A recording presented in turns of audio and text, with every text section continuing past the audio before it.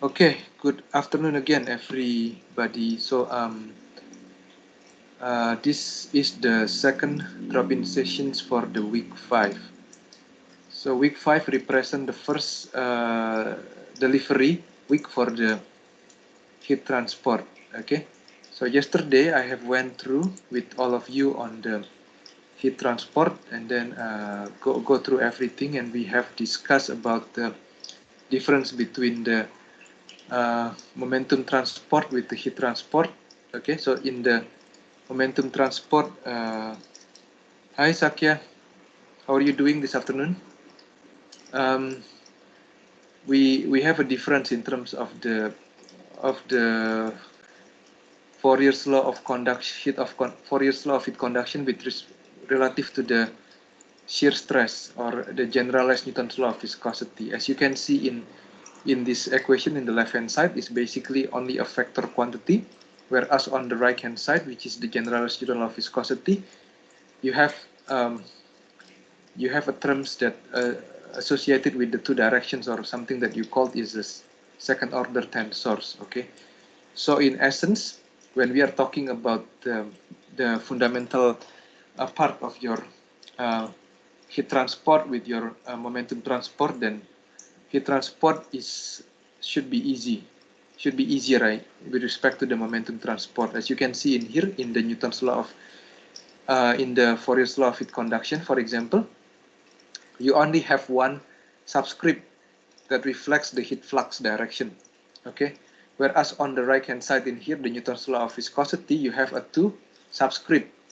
The one on the right basically represents the directions of your momentum or the direction of your velocity, and this will be the same with the velocity, the subscript in the velocity term. Okay, the one on the left hand side in here, the y1, is basically representing the directions where the momentum is transported. Okay, and that will be the same with your denominator as well in here. Okay, so these are important, and you can go back to my recording for yesterday's drop-in sessions to understand these things, or you can go into the textbook again to understand this. And then we have also discussed about the Prandtl number, and then we have a look into the relative magnitude of the thermal conductivity. Okay, and then we also look at the Prandtl number as well for the gases, for the common gases, and then some non-metallic liquids, as well with some liquid metals, and then also with some solids as well. So then we go we also go into this basically the conservation law for the heat transport, and we discuss the contributions that comes from the convective, molecular, and then also from the work done as well on the system or by the system. Okay, and then the rate of the energy production. So and then we come with the combined energy flux vector term, which is expressed by equation 12 or equation 11. So equation 11 basically is expressed in terms of the internal energy, whereas equation 12 in here is expressed in terms of the enthalpy. Okay, so then for the combined energy flux, then we know that we have three contributing factors. The first one is the convective, the second one is the molecular heat flux factor, and the third one is the molecular work flux factor. Now, if you have a system that doesn't have a velocity, so the velocity is zero, as in if you have a solid system, for example, the one that we discussed for our previous example, for our first example, it will only have the conduction or the molecular heat flux factor, because in the two terms in here, we can see that we have a velocity term in here. In the first one, the convective energy flux, we have V, and then on the molecular work flux factor as well, we have a V. So if our system is something that has only a solid system without the liquid or without the fluid, fluid can be something not just a liquid, it can also be a gas as well. Then normally we only deal with the conduction only. Okay, and then the electrical and the energy production term in equation 10, that can comes from a different terms. That can come from the degradation of the electrical energy into heat, or it can come from the heat produced by the by the nuclear reactions. It can also come from the heat produced by the viscous dissipation, and also it can come from the heat produced by chemical reaction. So then we already discussed about the boundary conditions. So you can specify the temperature at the surface, you can specify the heat flux normal to a surface, and then if you have the interfaces, then the temperature and the heat flux should be continuous at that particular interface location, right? And then we also have the Newton's law of cooling. This will manifest if we have a solid fluid interface, for example, where we can express that the normal heat flux component in here is related to the difference between the solid surface temperature and the bulk fluid temperature. And the H in here is defined as the heat transfer coefficients. Then yesterday we have discussed this example 1, the heat conduction with an electrical heat source. Now we want to go into the next example, the example 2, the heat conduction with a nuclear heat source. Okay, so let's consider that we have this kind of a system where we have two different segment of a sphere. So imagine that you have a ball, basically, and then you have an inner ball, and then you have an outer clad. That outer clad is basically a layer that basically enclose that particular ball. Okay, so in the inside, in the inner ball section or the inner sphere, you have a reaction of a fission reaction that produces heat, whereas this outer layer is something that you call an insulator, or it's called an aluminum cladding. And this in this particular outer shell, you will not have any reaction. Okay, so first what you need to do is basically you need to draw this sphere. So drawing a sphere is in here we just basically cut the sphere into half in order for us to be able to easily visualize that thing, and then we sort of giving a different segment in here. So you have two different radius. The radius in here are with the superscript f in here is representing the radius of the sphere of fissionable materials, and then the RC in here is the radius of the outer aluminum cladding. Okay, now what is important in here is that we have a thermal energy resulting from the nuclear fissions that we can represent as an equation in here. So this equation in here is something that is given by this particular formula in here.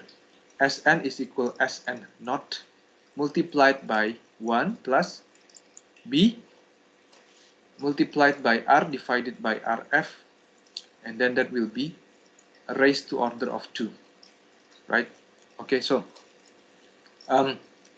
so this have basically a parabolic profile with respect to the radius, and this term in here is only valid from between 0 until Rf. Okay, if you have in the center of this sphere, for example, then R will be equal 0, then your Sn will be equal to Sn naught. If you are talking about the one at the radius of this inner sphere, then you basically can put in the Rf in here, so it will be SNO 1 plus B, because then that Rf divided by Rf will be equal to 1. Okay, so this is something that you need to be clear first, and then this example basically will develop from the example that we discussed yesterday in here. Okay, so as we discuss this thing, we will see why the difference between this example with the previous example. Now, for the spherical shell, you can make a shell elements with the thickness of delta R. So that shell element will have basically the same shape like a sphere, but with the thickness of delta R. Then you can make it on the inner shell and also on the outer, in the inner sphere and on the outer shell. So we can imagine that we have like a we can imagine that we have something like this, okay? Something like a QR inspected at R and QR inspected at R plus delta R. Except I don't repeat it again in this figure, and I want you to have a mental picture by yourself, or if you want, you can also draw it again in here. So we have the rate of heat in by conductions at R, and then we also have in rate of heat conductions by R plus delta R, and then we also have the rate of thermal energy produced by nuclear fission. So that will be the rate of the thermal energy produced is basically in terms of this one is a per unit volume. So you multiply by the volume in here. The volume of your shell element will be 4 pi R square multiplied by delta R. For the rate of heat in, on the other hand, this is expressed in terms of the flux. Flux meaning it with respect to the area. So that's why you have to multiply by the area where that particular heat flux operates. Okay, in here it's multiplied by 4 pi R square. If you draw the shell, the rate of the heat out in here, then that will be on the R plus delta R. So you have to multiply by R plus delta R raised to 2. Note that in here you have this R plus R in here is the same with R in here because this is inspected at R plus delta R. So this is a subtle point, but you need to understand that this R inspected at R plus delta R is equal with R plus delta R. So this becomes apparent yesterday when you deal with these equations in here, okay? So when the area where this QR, where the area where this heat out by conduction applies is on this particular radius at R plus delta R. So in reality, that area will be 2 pi R plus delta R multiplied by L. So R inspected at R plus delta R will be equal to R plus delta R. Okay. See, this is something that you some of the students get confused when they put it in the take-home test and then in the take-home test 2. So you need to be particularly careful with this particular notations. Okay. And then, like what I told you again in here, so if you come back to me again and ask, sir, why all these things does not come out in that particular term in there? Okay, like I mentioned to you before. So this combined energy flux actually contain these convective contributions. Okay, and then this work flux contributions, and then also the conductions. Now, in this particular systems in here, our system is only a solid and it does not involve any fluid movement. So it means that this particular term will be 0 because the velocity will be 0, no velocity. The second term also will be 0 because there is no associated movement as well. The only things that is present is only the Q because this Q does not require a movement. Rather, this one is happening within your solid. Okay, so this one is from a molecular contributions. So that's why we don't really care so much about all these contributions in here. We only care about these contributions in here. Okay, so now you already have the 3 terms, then you put all of them in. As you put them in, then this particular energy production term can be retained in the left hand side, and then you move these 2 terms into the right hand side, right? In order for you to be able to get this R plus delta R before the R, because by the definitions of the derivative, then you want to get the slightly larger term to be on the front of this term. Okay, remember that you cannot separate. You can only divide by 4 pi delta R because you cannot separate the R square from the QR. Because again, the QR is a function of R. Okay, so the QR is a function of R, so it is related with the R. So if you by mistake divide by the R square, then you will not get the correct final equation. So it is very important that you still couple everything that are related with each other. So this R square is related with this QR. So you just let them be inside. So they will basically exist as in lump. term as an R square QR within the derivative form. And another thing that is very important in here is to go back to your Sn in here. After you derive in here, you cannot just integrate because you need to basically convert this Sn to this term in here, because this Sn is also a function of R of a radius.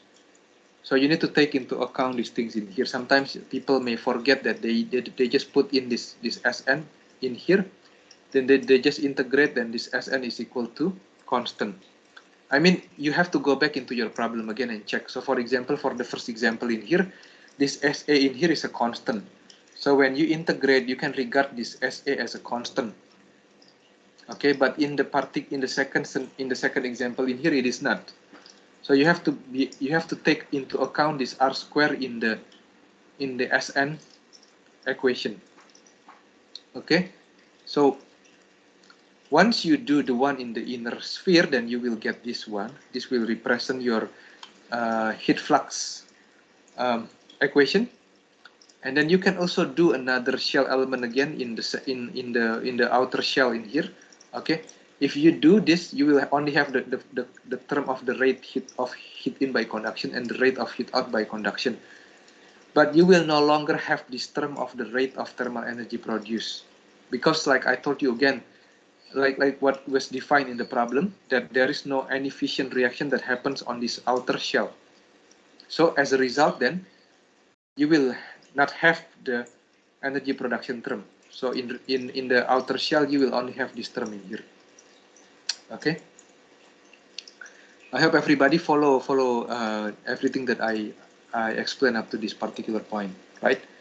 Then you can integrate these two equations. You integrate these equations, you will get this one. When you integrate, then of course this will be a bit more complex because you have this R square that comes from these particular brackets, right? Then you can integrate, and then you can integrate also the one on the outer shell. Now, in here, we have to put in the boundary conditions that that exist in terms of the heat flux. So for this particular equations in here, we know that at R equals 0, or at the center of your sphere, basically, that your QR cannot be infinite. So it has to be it has to have some value. It can be very, very large, but it cannot be infinite. Okay, because nothing in physical reality is infinite. So once you put these things in here, then you will get that your C1 is supposed to be 0, because if not, then if you put R equals 0 in here, if this one is exists, then it will be infinite. Then you can simplify this equation to be this equation in here. On the other hand, on the BC2, that at R equal RF, or basically at the interface between this inner sphere with the outer shell. Okay. Hi Jonathan, how are you doing?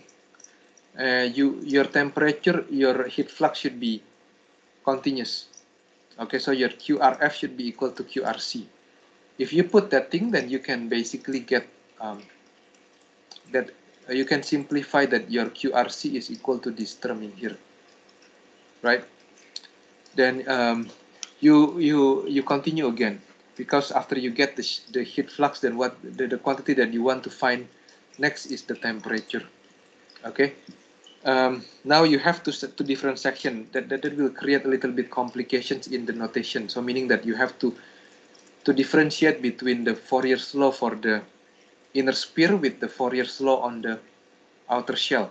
So you can use a subscript of F, superscript of F, and the temperature as well. You need to put in the superscript of F as well. And then on the clad as well, you put the superscript of C, and then the C for the temperature as well. Once you integrate, then you need another two boundary conditions. The BCT that you can, the BC3, the third boundary condition that you can use is basically at the interface at R equal RF, or this particular position. Then your temperature should be continuous. Okay. On the BC4, on the other hand, is basically the temperature is specified as T0 at the outer radius of the clad. Then by putting these things, these boundary conditions, you substitute systematically, you will be able to get that your C2 C is equal to this, okay, and then your TC is equal to this, and then finally you put in the BC3. So you do first your you do first your BC4. So you use your BC4 to get in the C2 at the constant 2 at the clad, okay, and then after that you get you use the BC3 to put it in here, and then after some derivations, then you can get these equations of the temperature in the sphere, in the inner sphere. Okay, that will be equal to this one. Okay, then you can also get in the maximum temperature, which is the temperature at the core or the center of the inner sphere, and that will be equal to these particular equations in here. Okay, sometimes, like I told you again in the previous example, that you need to check whether that is correct or not. What I did was that I with this particular simple equations, then what I can do is I check the temperature at radius 0, the temperature at the quarter of R, and then the temperature at the half of the R, and then the temperature at the three quarter of the R. And I can see that basically the one at the R equals 0 is the largest one. Okay, that you can do it in here, but it's gonna be a bit more it's gonna be more complicated because it's have a longer form. Okay, but the principle is the same. And then you also know that basically at you see that this QRF is I mean you can check it like that. Okay, or sometimes you can also check by the dt over dr of that. If that one, the dt over dr is equals 0, then you make that at that particular position the temperature can be a maximum or a minimum term. But you need to verify the magnitude by basically by substituting, or if not, you can plot the graph as well in order to make sure. So I think what we have done in this particular example is that the difference that we point out is that you need to be able to understand that if your source having a dependence in terms of the radius, then you need to be able to plug it in and then be able to account that thing as well within your integrations. Okay, and then what are the differences that in here is we also illustrate the conditions where we have the situation that we have an interface between a different solid as well. So that will illustrate how you use this particular boundary conditions, the boundary conditions number 3 as well. Okay, and then I think in the next example we will discuss more on the applications of the different boundary conditions.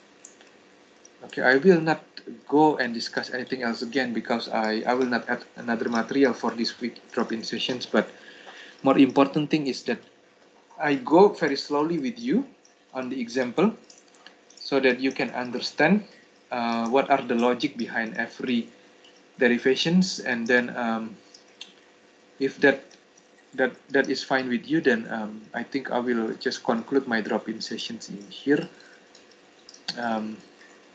and I will open up a time for you to ask me any questions. So any questions from Gladys? Anything from Evangeline? Stephanie? Tiara? Alvin? Sarina? Daniel? Sakya? Jonathan? Anything that was not clear from my previous slides, from this week 5 slides, and as I go with you on the first example, the heat conductions with an electrical source. So in this one we discuss about if some heat is formed from the electrical source, and then this one is the if some heat is produced by the nuclear reaction. No, and everything is clear. So your assignment 1 is also good as well. Nobody come back to me to ask anything about your assignment 1. And then next week we will have the take-home test 1. Okay, I hope everybody is prepared, and please don't hesitate to contact me if you have any questions. And thank you for coming to my after lunch drop-in session, which probably a bit hard because I actually also feel a bit sleepy now. If there is nothing else again, then I think I will just conclude my drop-in session for today. And please try to come to the tutorial sessions for especially the tomorrow one, because I think Frederick will give you something that is important related with your with the equations of continuity and the equations of change. Okay, that will be something that will give you a bit more generalized framework for you to address your problem that cannot be visualized. So for this kind of problem, it can be visualized easily, but for some problem, you may have a different, many different types of the momentum transport, and they all have a different directions and in terms of the momentum and the momentum transport. So when that thing happens, then we have to use something called an equations of change. Okay, I think that's all for today. So I will stop my recording here.